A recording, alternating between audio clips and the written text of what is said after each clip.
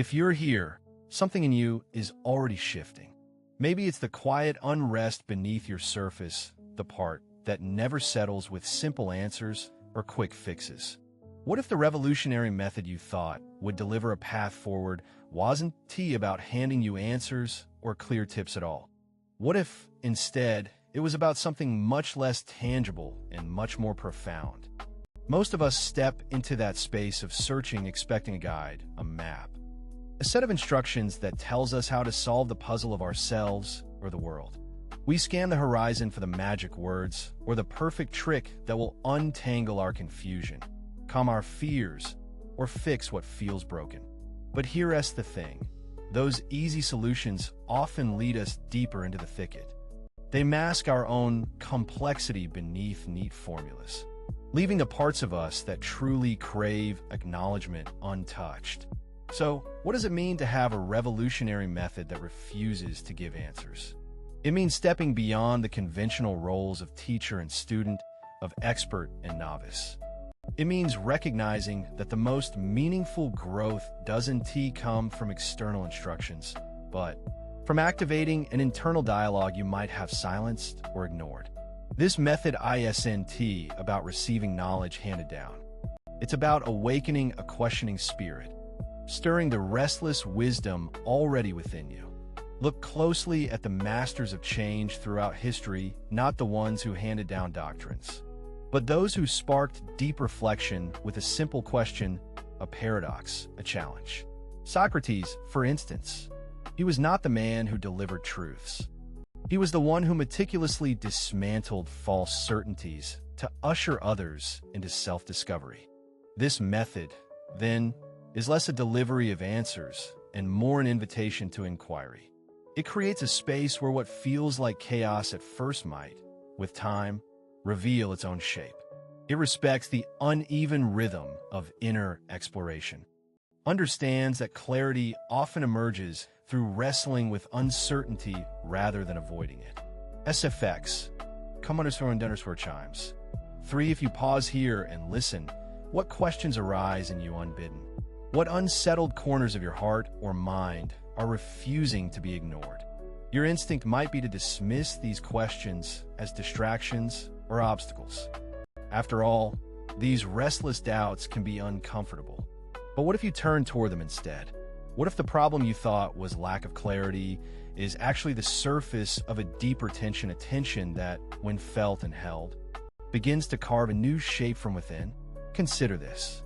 Revolutionary methods that don't supply answers often rely on the power of silence as much as the power of speech. They invite you to live with the question, to bear its weight, in a way that gentle pressure soon births insight. It's like feeling the soil with your hands before planting a seed, the moment of curiosity and patience before growth. We live in a culture where answers are commodities. We want quick confidence, solid ground, something to hold on to when the world feels unstable. But the transformative process often lies not in the content of what is said, but in the courage and curiosity you bring to the encounter. What if the real revolution isn't in what you learn, but in how you learn? What if the method's power rests on helping you become a conscious questioner, not just of the world, but of yourself? SFX, soft_falling. For when you start asking differently, when you question your habitual thoughts, the stories you tell about yourself, your definitions of pain or failure, you activate a new mode of being. That mode is open, receptive, capable of holding not knowing without panic.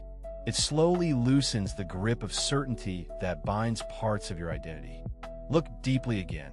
What parts of you are holding on so tightly to certainty? What images of yourself where your life feels so right that letting them go seems like losing yourself? And yet, what if the very act of holding on that tightly to these images is what causes suffering? This approach asks you to meet yourself where you are, without judgment.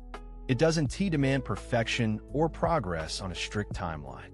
Instead, it invites you to notice what keeps surfacing beneath your attempts to fix your state of mind or emotions.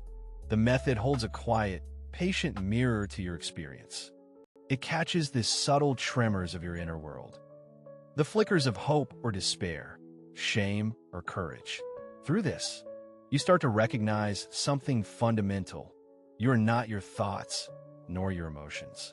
You are the space in which they arise. And in that space, endless possibilities shimmer.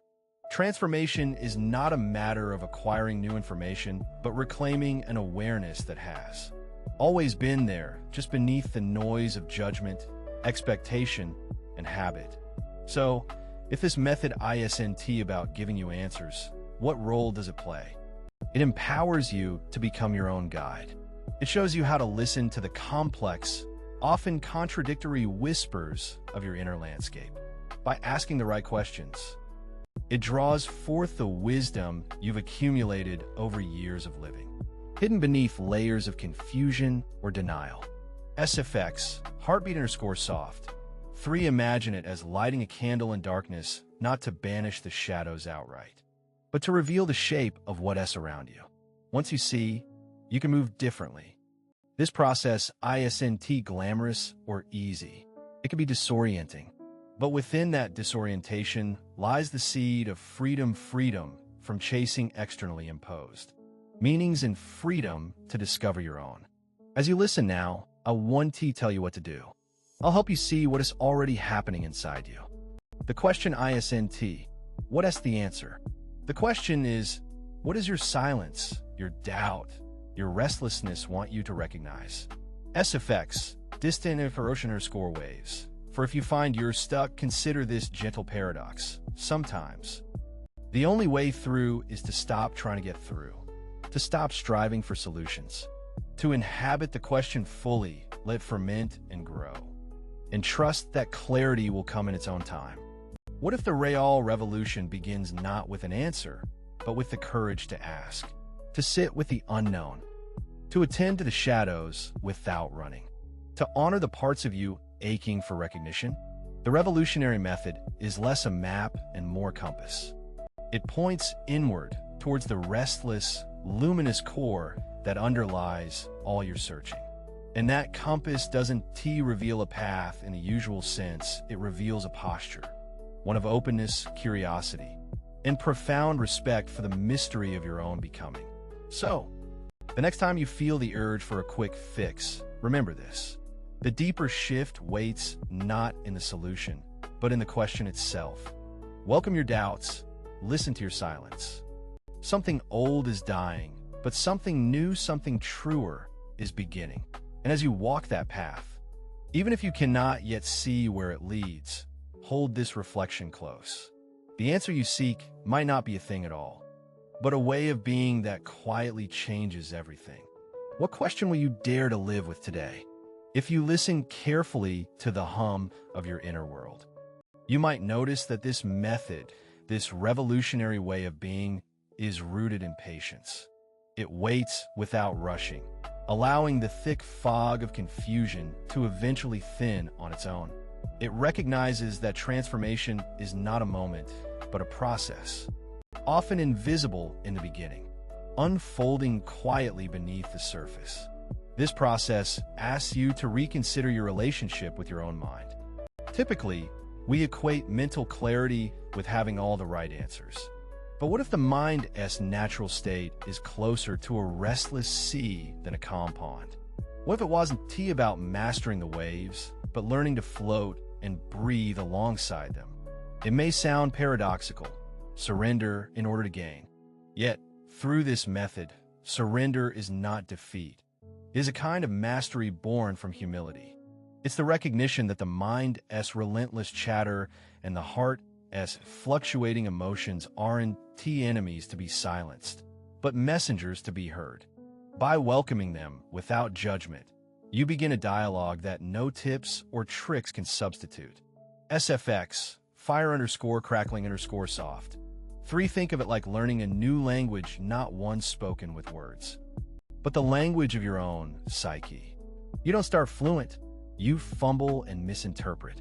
You ask questions that seem strange, even uncomfortable. But each effort enriches your understanding, allowing you to decode the symbolism and tension lying beneath the surface. You might wonder, if this method isn't about answers, then how do I know if I'm progressing? How to know if I'm growing or just stuck? That is precisely the kind of question that reveals the potency of this approach. Progress here is not a straight line. It's an unfolding spiral, a dance between insight and confusion. The measure of growth is subtle. A deeper acceptance of your own complexity. A gentler relationship with your shadows. A capacity to embrace uncertainty without panic. Have you noticed how often you strive to eliminate discomfort rather than learn from it? This method challenges that impulse gently but firmly. What happens if discomfort is an invitation, not a signal of failure? What if your inner turmoil isn't a problem to be fixed, but a secret door begging to be opened? Many revolutionary thinkers remind us that breakthroughs often arise not from perfect knowledge, but from facing paradoxes that resist simple explanation. Jung called this the process of individuation, a journey toward wholeness that requires wrestling with contradictions within the self. Alan Watts urged us to live with ambiguity rather than escape it. SFX, deep_within. These teachings share something vital. Transformation isn't an arrival point. It's a continuous becoming. There is no final answer. Only the ongoing conversation between your evolving self and the living world. So if you're weary of the usual advice, the endless tips and tricks promising control and certainty, maybe this is your moment to lean into a different rhythm, to suspend the need for fixed answers and instead become lucid in your questions. What if the real wisdom lies in learning to ask, what does this moment need from me right now? How can I lean into the discomfort rather than flee from it? What part of me insists on closure when my soul actually yearns for openness? By shifting your attention to these questions, you shift the axis of your inner world. You create a dynamic space where clarity is not a mandate, but a blossoming. SFX, soft_bird song. There is something almost sacred about this approach. It honors the mystery that surrounds human experience. It refuses to reduce your complexity to a set of rules or instructions. Instead, it encourages honoring the unknown, treating questions as sacred companions on your path. And here's an unexpected truth. This method makes you deeply vulnerable. But in that vulnerability lies a unique strength. The strength of authenticity, the power of humility, and the courage to hold your own inner contradictions. What if your deepest wounds and your greatest wisdom are intertwined threads woven together inside you? By embracing the questions that arise from these threads, you start untangling a new narrative, one not imposed by others, nor by your past conditioning, but authored by your growing, evolving self. SFX, gentle_heartbeat. This method doesn't pretend that transformation is easy or instantaneous. It acknowledges the shadows that lurk within, the parts of us we wish to hide away. Instead of ignoring or combating these shadows, it invites you to bring them to light with curiosity and care. There is an echo here from Camus, the philosopher of the absurd, who suggested that life's meaning is not given or found, but created through our engagement with the very absurdity of existence. This method resonates with that by helping you engage deeply, without rushing to conclusions, without seeking comfort in superficial fixes. You might be asking, but what if I never find the answers? What if I'm trapped in questions forever? The method replies not with certainty, but with invitation. What if endless questioning is not a trap, but freedom? What if surrendering the need for final answers opens you to an endless horizon of becoming? This can be disconcerting, but also profoundly liberating. It's the difference between being a passenger clinging to a map and being an explorer who trusts their compass and senses. Many who have walked this path find that over time, the quality of their experience shifts. The restless searching turns into a calm presence. The noise of endless questioning evolves into a rhythm of deep listening and gentle unfolding. SFX, wind_soft_rustling_leaves. 3. Remember. The revolutionary method that gave no fixed answers or tips challenges the very idea of control and certainty. It calls you to embrace your imperfection and see it not as a flaw, but as a doorway to depth. It may not sound like the security you want, but it might be the freedom your spirit was always hungering for. So, as you sit with this, reflect quietly.